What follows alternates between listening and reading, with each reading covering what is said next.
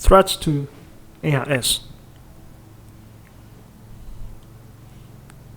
So there are many threats to AIS. For example, natural and political disasters, software errors and equipment malfunction, unintended acts, and then finally intentional acts.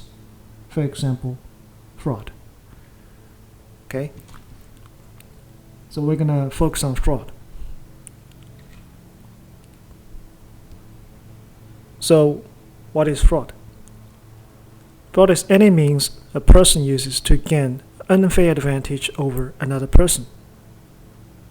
Okay? And fraud is a white-collar crime. You can see this website for more fraud resources. Association of Certified Fraud Examiner.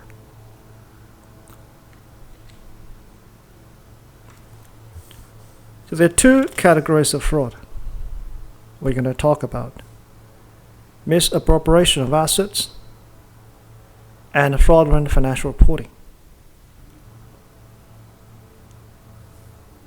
Misappropriation of assets is also known as employee fraud. Basically, it's a theft of company's asset. Right? This could be a physical assets. It can also be a digital assets. Okay. Then fraudulent financial reporting is executives cooking the accounting books. For example, right, creating fictitious revenues, overstating assets.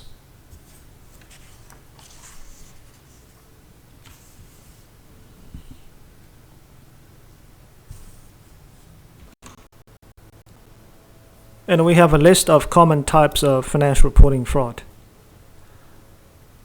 And also we have auditing standards.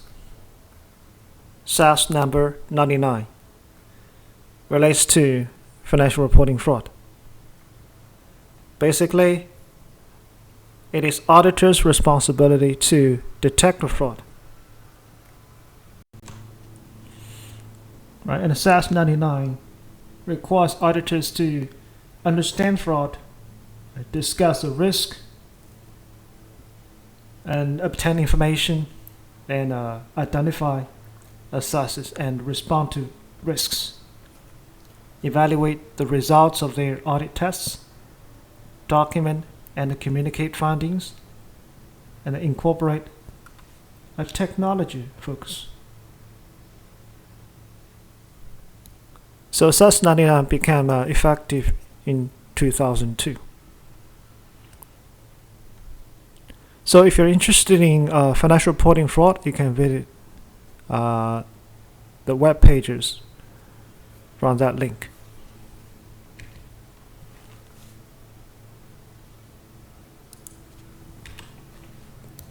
Okay, go through these multiple choice questions to test your understanding.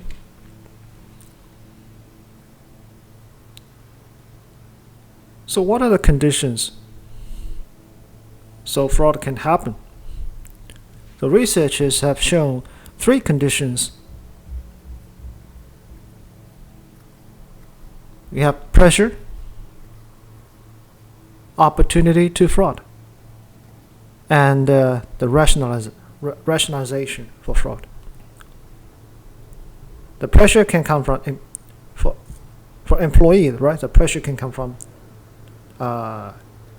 financial conditions, right, from the life, and it could be emotional. And for the managers, executive, right, the pressure is from financial conditions, again, from the management requirement, and from industry peer pressures. Right?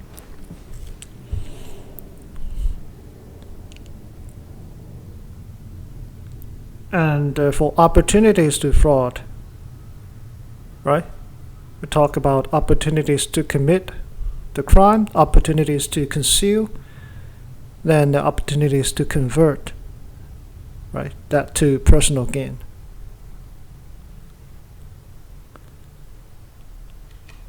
So if we put them together, that is called a fraud triangle. Okay. Fraud triangle is the combination of the opportunities, the pressure, and the rationalization.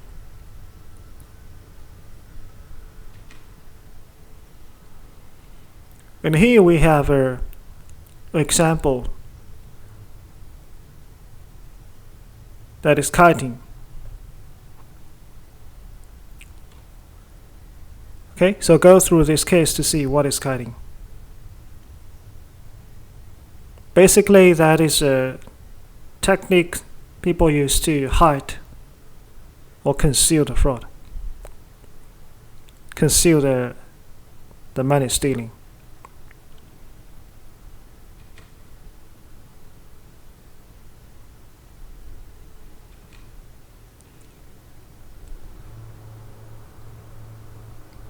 And multiple choice questions again.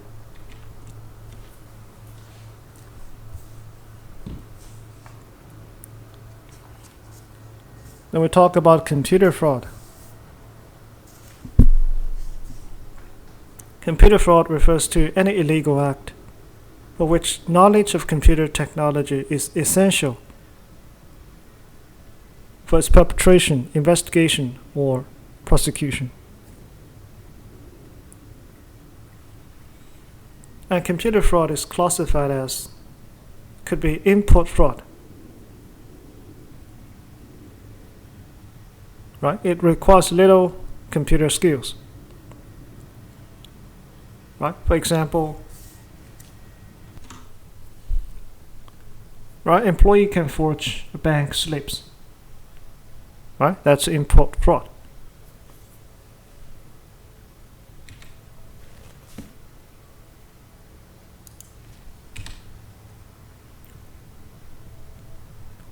And it could be processor fraud. Computer fraud can be committed through unauthorized system use, right, including the theft of computer time and services. And it could be computer intrusion fraud, right, which is accomplished by tampering with the software that possesses computer data.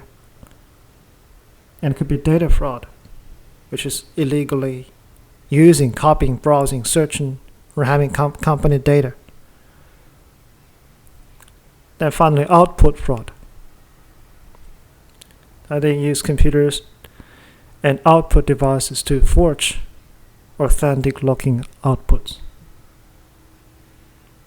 Okay, and here we have short videos for hack 101. Okay, so to see if you understand hack, if you're not sure what is hack, you can watch this video. Okay, we have multiple choice questions to test your understanding.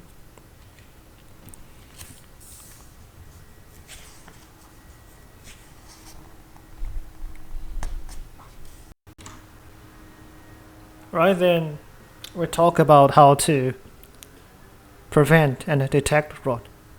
First, how to make fraud less likely to occur. We have some guidelines from the organizational perspective and the system perspective, right? So I'm not going to go through the details. You can study these. Second is how to make it difficult to commit fraud. Again, we have an organizational guideline and a system guideline. Third, how to improve detections. And fourth, how to reduce fraud losses.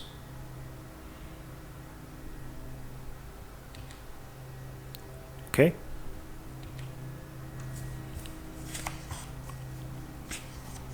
Right, then we talk about computer attacks. And this is already chapter 9 in the textbook. There are 6 steps for any of those computer attacks. Right, typically, we study the reconnaissance, right? You need to study the target to learn as much as possible. Then attempt social engineering.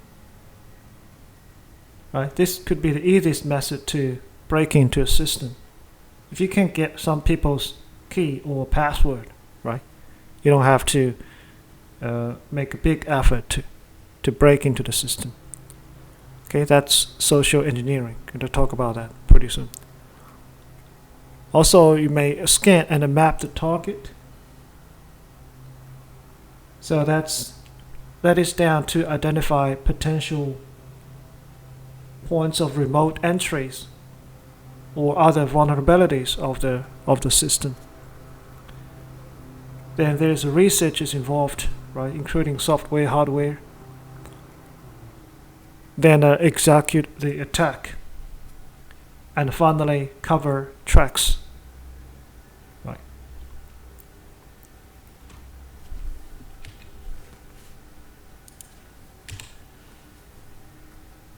Hacking.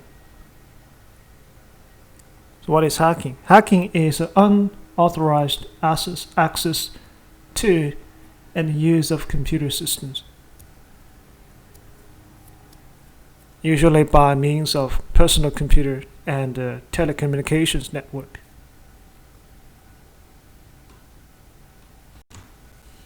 And the person who executes this attack, we call them hackers. And most hackers are able to break into systems, right, using known flaws in operating systems or application programs.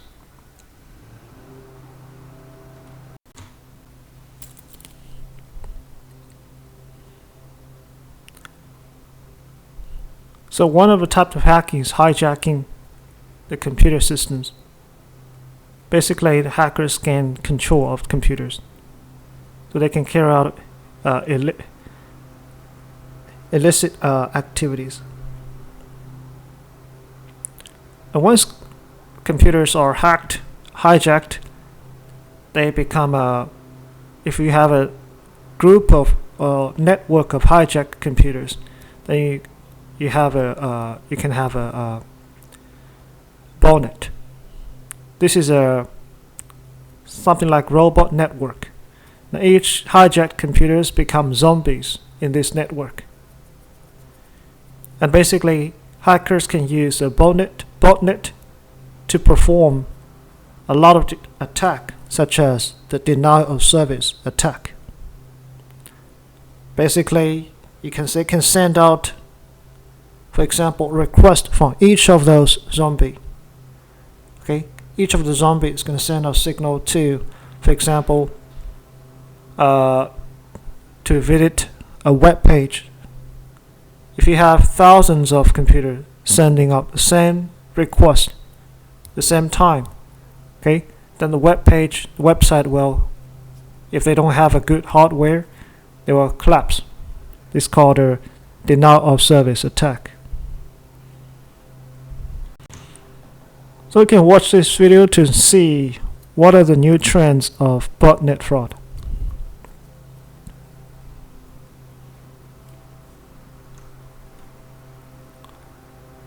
So we also have other attacks like brute force attack, dictionary attack.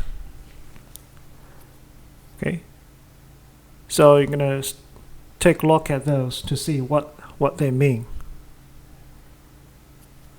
Okay, spamming. Spamming is simultaneously sending unsolicited message to many people.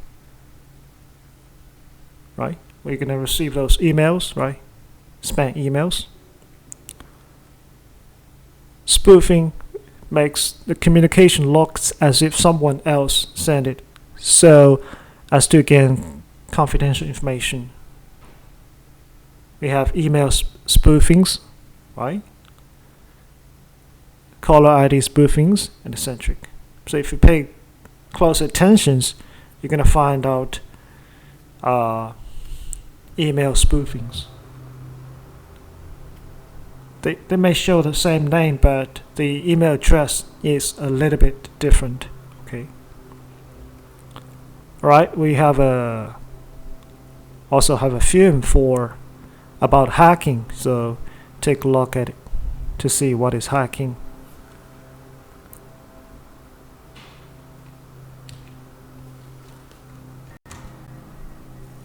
Hacking with computer codes. Cross-site scripting. Typically, hackers is going to use a vulnerability of web applications. Could be an app or a web pages. They inject malicious code into those places. So when you use the app or web pages, the code is going to collect data from the user, and the data will be sent to the hacker.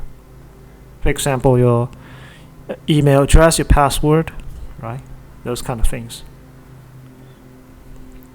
Of the buffer overload attack, a large amount of data sent to overflow the input memory of a program, so the program is going to crash, and it will be replaced with the hacker's program instructions. SQL injection attacks, right? Malicious code inserted in places of a query to get into the database information. Other types of hacking, the man in the middle. Basically, the hacker is placed in between the client and the host. So all the information communicated between the client and the server will be known to the hacker, right? Okay, other types of hackings, piggybacking, phreaking, port sloping. Okay, I'm gonna read the textbook to see what they mean.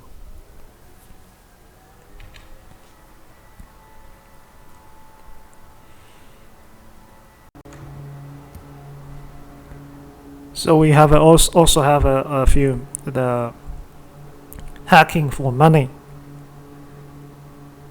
the salami techniques, right? Basically, they're gonna taking a small amount, stealing a small amount of money from your bank account at a time. Salami techniques, right? Economic espionage and cyber extortions. All these are hackings for money.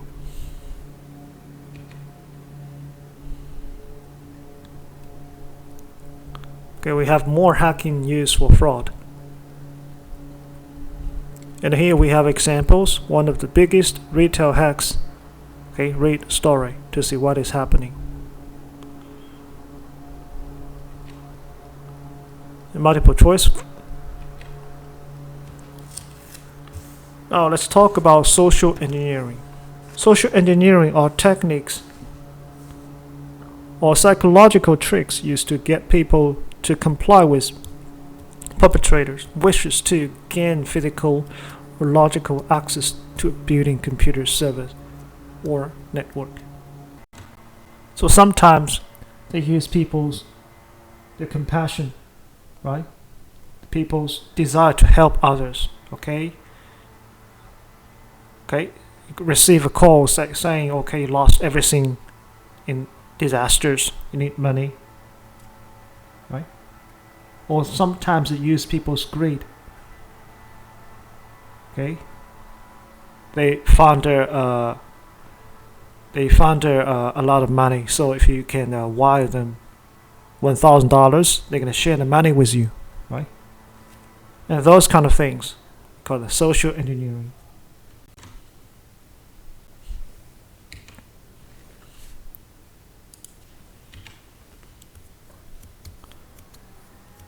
Right, so we list groups of social engineering techniques.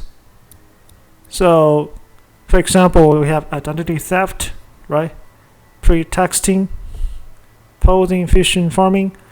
All right, so go through these to see what they mean. Okay.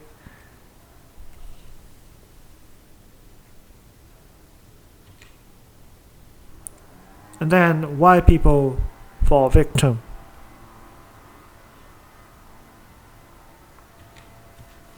and then minimize the threat of social engineering. Right?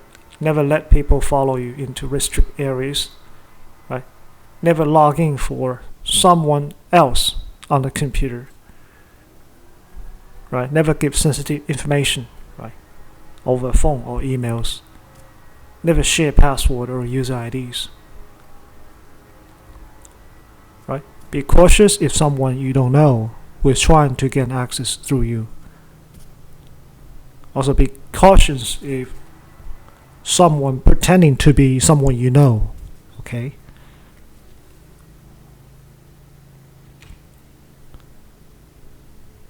Malware. Malware is software used to do harm. For example, we have spyware. We also have Trojan horse, which is malicious computer instructions in an authorized and properly functioning program. For example, there are time bombs and logic bombs. Right? So those are the hackers. They put those bombs into normal operating programs. They can be triggered by the hackers or by time, or by some instructions, basically.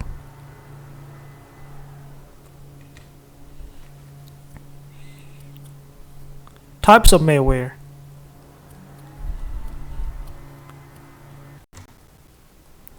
Trapdoor. Right? Those are a set of instructions that allows you to bypass normal system controls. Packet sniffer can capture data as it travels over the internet. Okay, then we have virus. Okay, it's a segment of self-replicating executable code that attach itself to software. Okay, so watch the movie to see what are the top viruses in the computer world. And we also have worm. Worm is a self-replicating computer program similar to a virus, but with exceptions. Okay, a virus is a segment of code hidden or attached to a host program or executable file.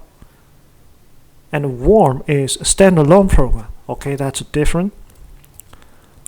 A virus requires a human to do something.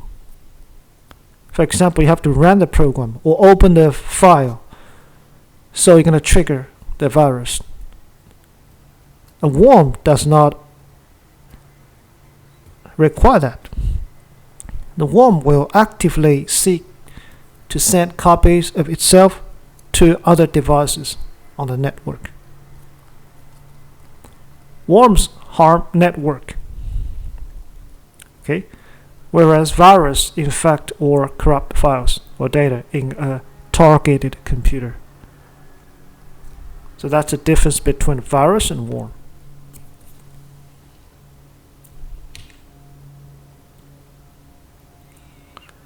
Right now, cell phone with Bluetooth is also vulnerable. And here we have blue snuffing and blue bugging. That's attacks through the Bluetooth.